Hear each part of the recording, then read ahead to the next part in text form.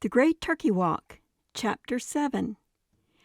Thank heaven my birds decided on making an early morning of it all by themselves. They were down from their roost and gobbling to go, barely after first light. I shuffled awake, feeling groggy from too little sleep. I rubbed at my cheeks and was surprised by the sudden roughness of them. There wasn't time for to contemplate on that, though. Instead, I dropped my hand and squinted through the low-lying mist. Then I gave Jabeth a poke in the ribs. "What?" Up popped his head. Atop him, Emmett's pointy little ears went erect. "We gotta get us moving, boys." "But I don't smell no coffee." "Won't be none this morning, nor breakfast neither, aside from cold stew. We got to hustle us and the birds down the road." Jabeth was suddenly so awake, it was as if I had dashed him with a pail of water. "Slave catchers! You find slave catchers in Jefferson City, Simon, sir?" "Maybe something worse. Mr. Peace thinks as how we might have some turkey rustlers on our trail." Just then Mr. Peace himself came out of the woods from his morning ablutions. He was folding up his straight-edge razor. His face was all shiny and smooth. "You tell your tale to Jabez, Simon?" "Enough of it." "All right, then. Let's get these turkeys on the road." Bidwell Peace had listened, chapter and verse, to my story the night before. He didn't say aught about the bit where I got gulled. I took that as a personal kindness on his part, since the more I thought about it, the more foolish I felt. Finally, I got to the section about Paul and his sudden interest in fatherhood and turkeys. Mr. Peace had stroked his chin. "Mind if I were to offer a little bit of advice, son, considering as how I have been in this world a mite longer than you, and considering as how I ain't always been a drunk?" "I never thought you was, Mr. Peace." "Appreciate that, Simon." He reached for my empty plate and filled it up again. "Them big days of the Santa Fe Trail. You mightn't believe it, but I had me my own mule train. Better'n 20 wagons strong. Twice the year I made the trip from Independence.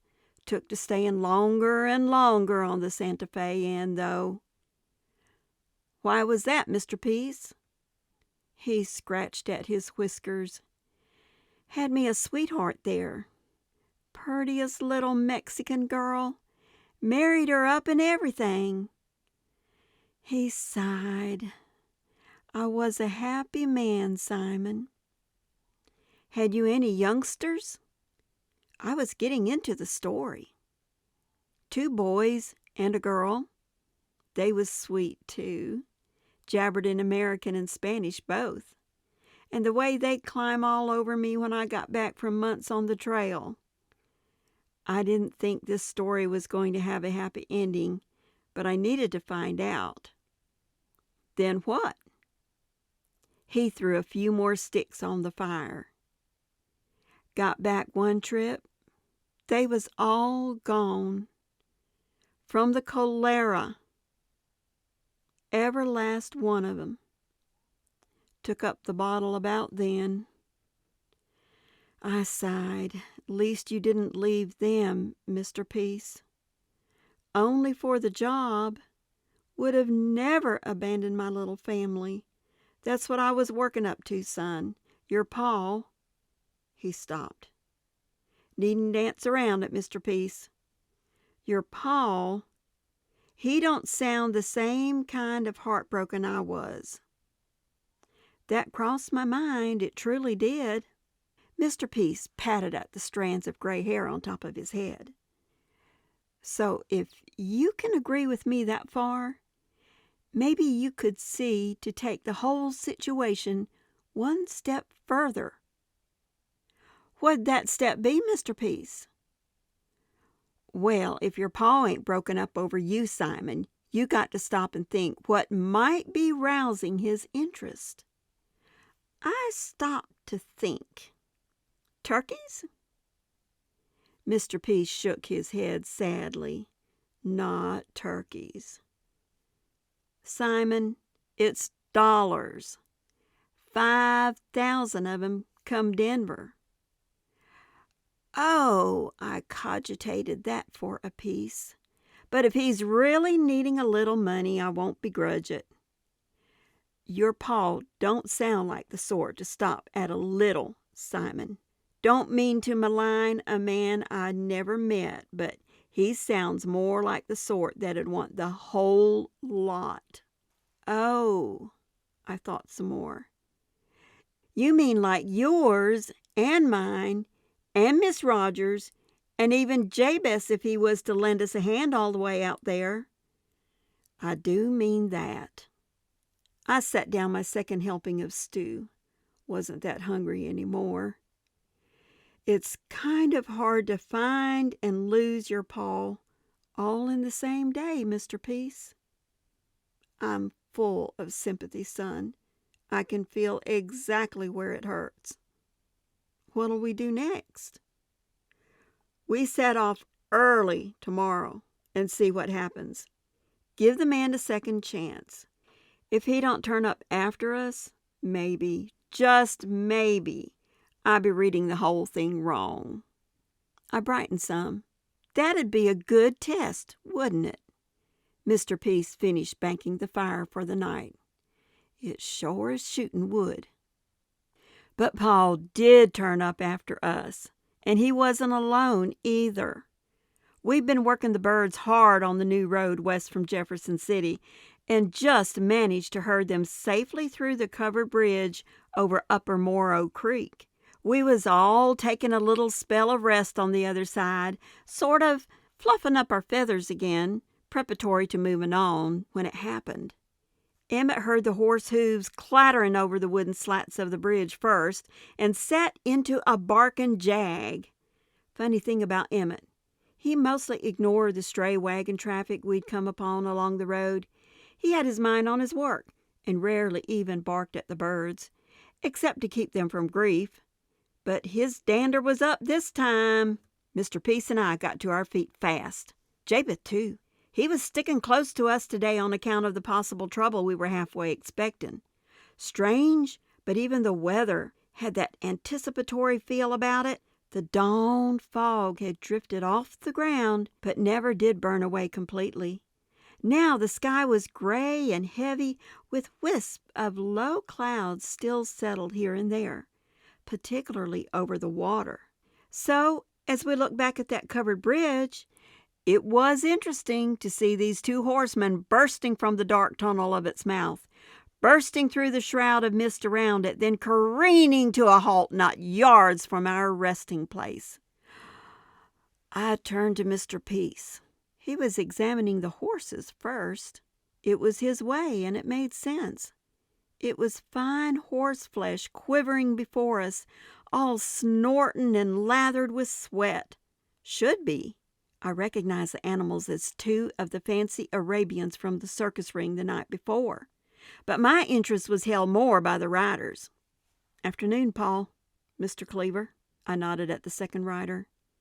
"Ain't you both going to be missing out on your early circus show in Jefferson City?" "Simon." Paul swooped to the ground right graceful, but I wasn't really watching his style.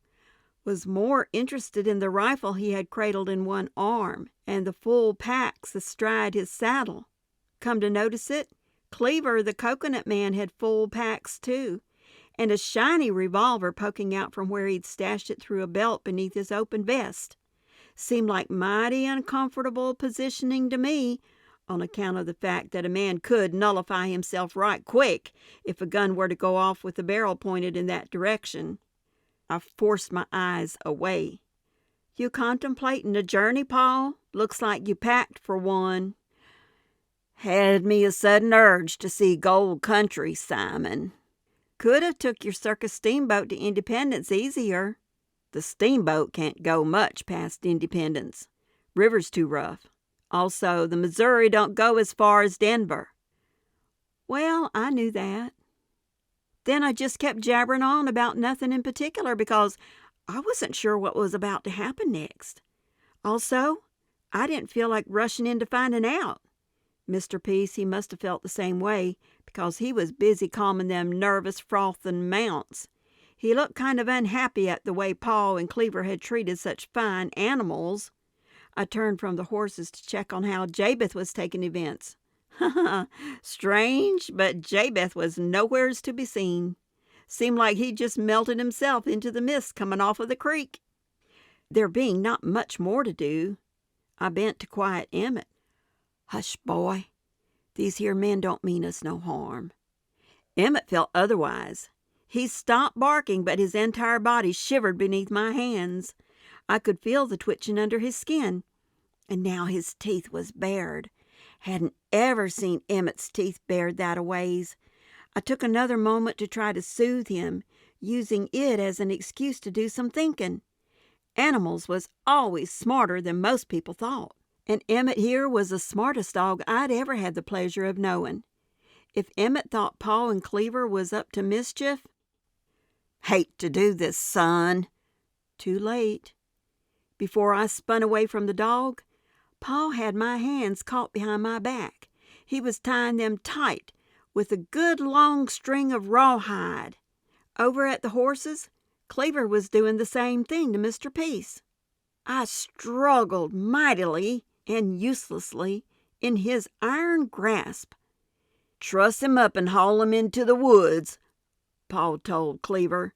"It'll be a good long while before he gets loose." Then Paul apparently had another thought. Might do to gag him, though, in case any good Samaritan should head this way. Paul drug me off to the woods, too, after he strung up my legs worse than any squealing hogs. As he was stuffing his huge handkerchief rather tenderly into my mouth, he left me with a few words of fatherly advice. "Now don't you be holding this against me, Simon. Now don't you be holding this against me, Simon. But the way you skedaddled before dawn, I got the distinct idea you don't want to share any of your birds. Not even with your poor, lost Paul. Me and Cleaver, we got fed up on the circus round about the moment I explained your turkey walk. We got to make some distance now, before my old comrades discovered two of their prize horses has bolted the barn, so to speak." He'd finished stuffing and was knotting a red handkerchief around the gag and behind my head for a good measure. "You have yourself a fine life, son. Steer away from confidence games and don't take no wooden nickels." Paul gave me a friendly pat on the head and was gone. Shortly thereafter it started in to rain, cold and hard. "Simon! You all right, Simon?" I opened my eyes. There was Jabez hunkering over me, my bowie knife in his hands, and genuine concern spread across his face. It was all I could manage to say. "Hang on, I'll get you freed up in 2 shakes." And he did. I spit out the gag with relief. "You didn't call me sir. Thank you, Jabez. Thank you kindly." "My pleasure, sir." But he was grinning with delight as he set to with my arms and legs. Then I was hobbling up, rubbing on the rawhide burns on my wrists. "Never did know my own Paul, Simon," Jabez started in again. "But if they's all like that—" The topic was a sore one at the moment. I changed the subject. "You find Mr. Peace?" "Sure did. Ungagged him, and he said to take care of you first."